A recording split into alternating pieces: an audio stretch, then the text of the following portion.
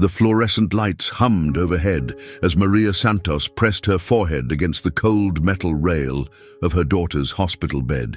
It was 3:17 a.m. and 8-year-old Eleanor hadn't moved in 14 hours. The rhythmic beeping of monitors filled the sterile silence, each tone marking another moment of uncertainty that stretched like an eternity. According to Maria's later testimony, she had never felt so utterly helpless. Elena's small body looked impossibly fragile beneath the tangle of IV lines and sensor wires. The doctors had used words like critical and uncertain prognosis, medical language that couldn't capture a mother's terror when her child's life hangs in the balance. In that desperate hour, Maria reached into her purse and pulled out her grandmother's worn rosary beads, the same ones that had been carried through 3 generations of Santos family crises. The pewter crucifix felt warm against her palm as she began to whisper the words she had learned as a child. Before we go deeper into this mystery, take a moment to subscribe to Virgin Mary Mysteries. Stories like this are too powerful to experience alone. Tell me in the comments where you're watching from tonight and share a simple prayer phrase that brings you comfort in difficult moments. Holy Mary, Mother of God, Maria whispered, her voice barely audible above the medical equipment. Please don't take my baby. In the scent of hospital disinfectant, mixed with the faint fragrance of the white roses someone had left on the windowsill, roses that seemed to glow softly in the dim lighting. What Maria couldn't have known was that 3 floors below, the night janitor had noticed something unusual about the chapel. According to his account, a warm golden light had begun emanating from the statue of Our Lady of Guadalupe around the same time Maria began her prayers. The elderly man, devout in his own quiet way, had knelt briefly before continuing his rounds. Back in Eleanor's room, the heart monitor showed patterns that would later puzzle the medical staff. Dr. Richardson had expected the child's vital signs to continue their concerning decline, but something was shifting. The numbers on the screen began to stabilize in ways that didn't match the typical progression of Elena's condition. Maria clutched the rosary tighter, tears falling silently onto the hospital blanket as she continued her desperate petition to heaven. Outside the window, the pre-dawn darkness seemed to press against the glass, but inside the room, those who later heard Maria's testimony would say there was a sense of presence, something watchful and protective settling over the sleeping child. The question that would haunt the medical team in the hours to come was this: in those critical moments before dawn, when modern medicine had reached its limits, what other forces might have been called into action by a mother's unwavering faith? The rosary beads in Maria's hands told a story that stretched back 60 years, each worn surface polished smooth by generations of faithful fingers. Her grandmother, Elena Vasquez, had carried these same beads through the Depression, through her husband's death, through raising 7 children alone. When Maria was 12, her grandmother had placed them in her palm with trembling hands and whispered, "Mija, these have never failed our family when we needed Our Lady most." Maria had named her daughter after that same grandmother, hoping the legacy of faith would continue. 8-year-old Eleanor Santos was everything her great-grandmother had been: spirited, curious, and unafraid to ask the big questions about God and heaven that made adults pause and wonder. The child had inherited more than just a name. She carried that same spark of devotion that seemed to run in the Santos bloodline. The image of Our Lady of Guadalupe that hung above Elena's bed had been blessed at the cathedral, where Maria's grandmother was married in 1962. According to family tradition, no Santos child had ever slept without that gentle face watching over them. Elena would often whisper goodnight prayers to the image, her small voice carrying across the darkened room like incense rising toward heaven. But Tuesday morning had shattered the peaceful rhythm of their lives. Elena had been laughing with her classmates during recess when she suddenly collapsed on the playground. "Mrs. Henderson," her third-grade teacher, later described the terrifying moment. 1 second, Elena was skipping rope. The next, she was unconscious on the asphalt, her breathing shallow and irregular. The ambulance ride to St. Mary's Hospital had been the longest 20 minutes of Maria's life. She had clutched her grandmother's rosary so tightly that the crucifix left marks on her palm, whispering Hail Marys as the paramedics worked over Elena's small form. The child's face had been pale as marble, her lips tinged with an alarming blue that made Maria's heart race with terror. Dr. Richardson had met them at the emergency room door, his expression grave as he explained Elena's condition. The tests were inconclusive. Her blood work showed signs of severe infection, but the source remained mysterious. Her temperature had spiked to dangerous levels, and her body seemed to be fighting something the medical equipment couldn't identify. As they settled Elena into the pediatric intensive care unit, Maria had carefully hung the small travel image of Our Lady of Guadalupe on the wall, where Elena could see it when she woke up. The nurse, a kind woman named Patricia, had smiled softly and said, "My grandmother always told me that Our Lady never abandons her children, especially the little ones." Now, as the night stretched toward dawn, Maria found herself clinging to those words. The same rosary that had comforted her grandmother through impossible circumstances rested warm in her hands. But as Elena's condition continued to puzzle the medical staff, one question echoed in Maria's heart. Would the faith that had sustained 3 generations be strong enough to carry them through this darkest hour? At 3:45 a.m., Nurse Patricia Williams had seen enough medical miracles in her 23 years at St. Mary's to recognize when something extraordinary was unfolding. As she checked Elena's monitors during her routine rounds, she noticed the child's vital signs had begun shifting in ways that didn't match Dr. Richardson's earlier projections. The fever that had spiked to dangerous levels was gradually receding, and her oxygen saturation was improving without any change in treatment. According to Patricia's later account, she had paused at the foot of Elena's bed, studying the readings with growing amazement. The child's heart rate had stabilized at a strong, steady rhythm that suggested her body was winning a battle the doctors hadn't expected her to survive. Most puzzling of all, Elena's breathing had deepened and grown more peaceful, as if she was simply sleeping naturally rather than fighting for her life. Maria looked up from her prayers as Patricia approached with a gentle smile. "Mrs. Santos, I've been doing this for over 2 decades, and I have to tell you, these numbers are not what we typically see at this stage." Her voice carried a mixture of professional caution and something else, something that sounded almost like wonder. The transformation in Elena's condition seemed to coincide perfectly with Maria's intensified prayers. As the rosary beads moved through her fingers, marking each Ave Maria, the monitors reflected a child whose body was responding to healing forces beyond medical explanation. Dr. Richardson, called to review the unexpected changes, found himself studying charts that challenged his understanding of disease progression.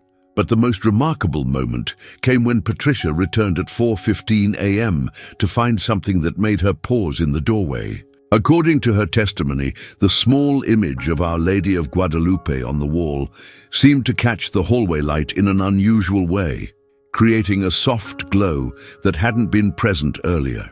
The room felt different somehow, warmer, more peaceful, filled with a presence that made the antiseptic hospital atmosphere feel almost sacred. If this story is pulling you in, subscribe now and tell me in the comments what you believe is really happening. Your insight might reveal something we haven't seen yet. Maria noticed it too.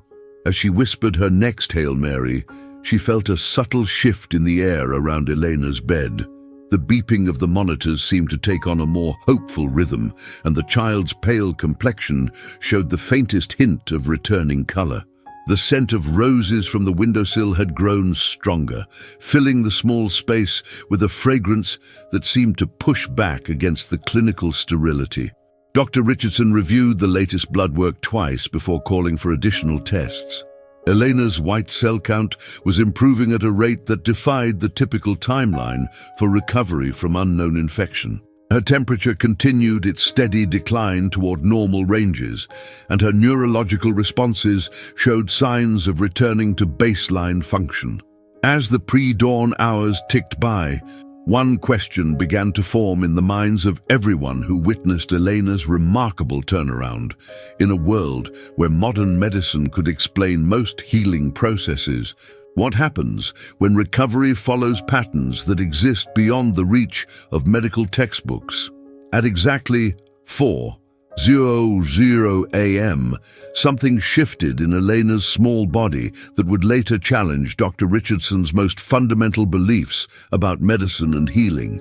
According to the digital thermometer's precise readings, her temperature had held steady at 103.8 degrees for 6 hours. A dangerous plateau that had kept the medical team on high alert. Then, in the span of 15 minutes, it began dropping with a consistency that defied medical explanation. Maria felt the change before the monitors could register it. As she moved deeper into the third decade of the rosary, her fingers clutching the worn beads with desperate intensity, she noticed Elena's labored breathing begin to ease. The flush that had painted her daughter's cheeks a frightening crimson was gradually fading to a more natural pink, and the child's restless movements settled into peaceful stillness. Dr. Richardson arrived at 4:17 a.m. to find readings that made him question his own instruments. Elena's temperature had dropped to 101.2 degrees, still elevated, but no longer in the critical range that had defined her condition since arrival. More puzzling still, her blood pressure had stabilized, and the concerning irregularities in her heart rhythm had resolved into a strong, steady beat that suggested a body returning to health. "Mrs. Santos," Dr. Richardson said carefully, studying the charts with a furrowed brow, "I want you to understand that what we're seeing here is unusual. Children don't typically recover this quickly from the type of systemic infection Elena appeared to be fighting." His tone carried the weight of medical training that couldn't quite accommodate what the data was showing him, but Maria's faith had never required medical validation. As the rosary continued its gentle rotation through her fingers, she whispered words her grandmother had taught her in Spanish. "Virgencita linda, cuida a mi niña." "Sweet little virgin, watch over my little girl." The prayer felt like a bridge connecting 3 generations of Santos women who had trusted in divine mercy during their darkest hours. The skepticism in Dr. Richardson's expression was understandable from a scientific perspective. He had spent 15 years in pediatric medicine, witnessing countless recoveries that followed predictable patterns of treatment and time. Elena's rapid improvement challenged the methodical progression he expected from serious illness, leaving him searching for explanations that his training could support. Yet something in the room seemed to resist pure medical analysis. Nurse Patricia noticed it again as she checked Elena's IV, the way the soft lighting seemed to linger around the image of Our Lady of Guadalupe, creating shadows and highlights that made the sacred portrait appear almost alive. The fragrance of roses had grown more pronounced, though no one had brought fresh flowers during the night shift. As Elena's vital signs continued their mysterious improvement, the hospital room became a quiet battleground between faith and science. Maria's unwavering prayers spoke to possibilities beyond medical textbooks, while Dr. Richardson's training demanded explanations rooted in evidence and established protocols. The question that hung in the air as dawn approached was both simple and profound. In the delicate balance between human knowledge and divine mystery, which force holds the greater power to heal a child's suffering body? The soft chime of the elevator doors, opening at 4:33 a.m., brought an unexpected figure into the pediatric ward corridor. Miguel Santos had driven through the night from Phoenix, his hands gripping the steering wheel with an urgency he couldn't explain. According to his later testimony, he had awakened from deep sleep with an overwhelming compulsion to see his daughter, a child he hadn't spoken to in 8 months following his separation from Maria. Miguel had received no phone call about Elena's hospitalization. His ex-wife had his number blocked, and their communication had deteriorated to bitter exchanges through lawyers about custody arrangements that never seemed to reach resolution. Yet something had pulled him from his bed at midnight, whispering that his little girl needed him in ways that transcended their family's broken dynamics. The 300-mile drive had passed in a blur of desert highways and desperate prayers. Miguel clutched a small medal of Our Lady of Guadalupe that hung from his rearview mirror, the same one Maria had given him on their wedding day 7 years ago. He had never removed it, even after their marriage fell apart under the weight of his drinking and her disappointment. Something about that tiny piece of metal had called to him during the lonely drive, connecting him to memories of happier times when their family felt blessed. When he appeared in Elena's doorway, Maria looked up from her rosary with an expression that cycled through shock, anger, and something approaching relief. "Miguel? How did you... Nobody called you?" Her voice carried the exhaustion of a mother who had spent hours begging heaven for her child's recovery, now faced with the sudden appearance of the man whose absence had defined their recent struggles. "I don't know how to explain it," Miguel whispered, his eyes fixed on Elena's small form in the hospital bed. I had to come. Something told me she needed both of us here." His voice cracked with the weight of 8 months' worth of unspoken apologies and the terror of seeing his daughter fighting for her life. Dr. Richardson witnessed the reunion as he arrived for another check of Elena's vitals. According to his account, the child's recovery seemed to accelerate in the presence of both parents. Her temperature dropped another degree, settling at 99.8, nearly normal for the first time in 36 hours. Her breathing became deeper and more regular, and the color in her cheeks continued to improve with each passing minute.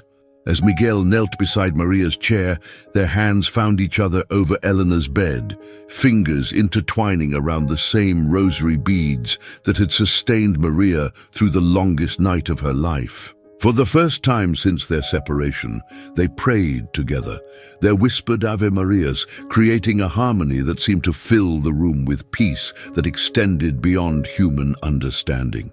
Nurse Patricia observed the transformation in the family dynamics with quiet amazement. The tension that had marked Maria's solitary vigil gave way to something more powerful, the united prayer of parents who had rediscovered their common purpose in their daughter's need. But as Elena's condition continued its remarkable improvement with both parents present, one profound question emerged. What force had the power to call a father across 3 states without a single word being spoken, bringing healing not just to a sick child, but to a fractured family's wounded heart? As 5:00 a.m. approached, Dr. Richardson found himself staring at laboratory results that challenged 15 years of medical education. Elena's latest blood work revealed white cell counts that had normalized with impossible speed, and her inflammatory markers had dropped to levels typically seen after weeks of treatment, not hours.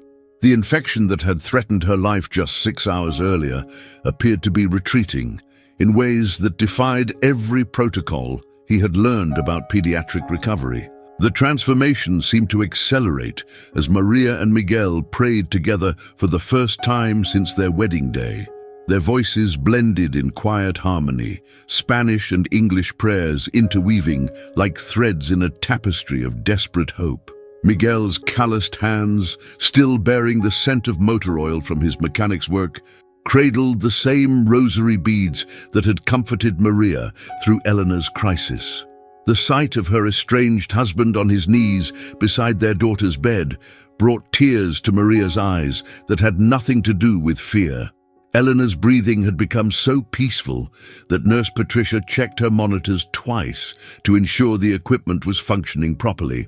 According to her testimony, the child appeared to be experiencing the deep, restorative sleep of natural healing rather than the restless unconsciousness of serious illness. Her color had returned to a healthy pink, and the alarming pallor that had frightened everyone upon her arrival was becoming a distant memory. But the most remarkable change was happening between Maria and Miguel themselves. 8 months of bitter silence began dissolving as they united in petition for their daughter's recovery. Miguel whispered apologies between Hail Marys, acknowledging the pain his drinking had caused their family. Maria found herself offering forgiveness she hadn't known she still carried, her anger softening into the compassion that had first drawn them together years ago. "I should have been here from the beginning," Miguel murmured, his voice thick with regret as he watched Elena's peaceful face.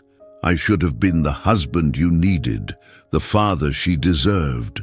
The raw honesty in his confession seemed to lift a weight that had pressed on Maria's heart since their separation, allowing her to breathe deeply for the first time in months.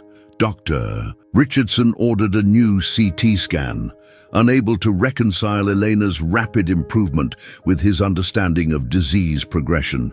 The child, who had arrived in critical condition, was showing signs of complete recovery that typically took days or weeks to manifest. Her neurological responses were returning to normal ranges, and her vital signs reflected a healthy 8-year-old rather than a patient fighting systemic infection. As the first hints of dawn began filtering through the hospital window, the Santos family found themselves experiencing healing that extended far beyond Elena's physical condition. The image of Our Lady of Guadalupe seemed to watch over their reconciliation with the same gentle presence that had overseen Elena's mysterious recovery. The scent of roses had grown so pronounced that even Dr. Richardson noticed it, though he attributed it to some unknown cleaning product rather than considering more extraordinary explanations. The question that would haunt the medical staff and transform the Santos family was becoming impossible to ignore.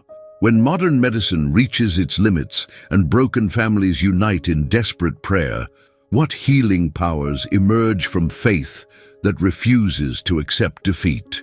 At 5:45 a.m., the peaceful rhythm of Elena's heart monitor was shattered by the one sound every parent dreads hearing in a hospital room.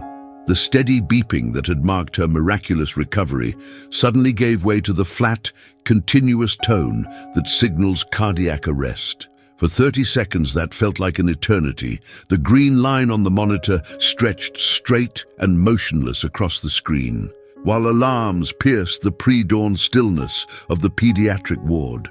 Maria's scream caught in her throat as she watched the digital display confirm her worst nightmare.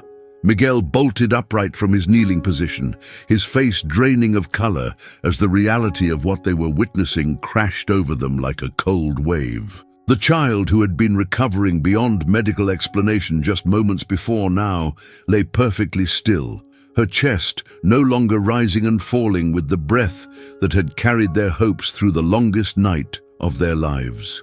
Dr. Richardson burst through the door, followed immediately by Nurse Patricia and 2 other medical technicians wheeling emergency equipment.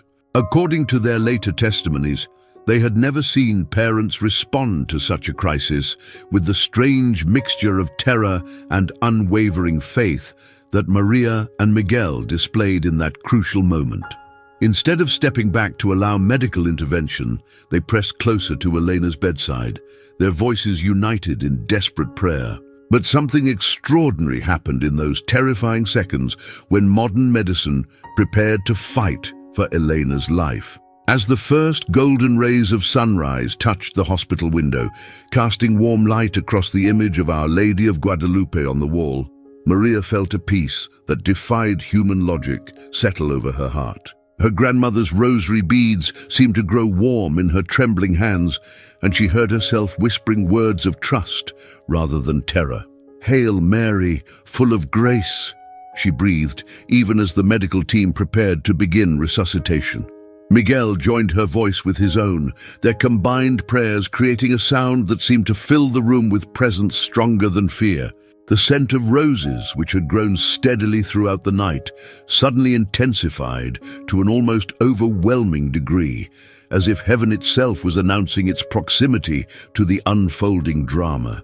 Just as Dr. Richardson reached for the defibrillator paddles, the flat line on Elena's monitor flickered, once, twice, then jumped back into the steady rhythm that had marked her recovery throughout the night.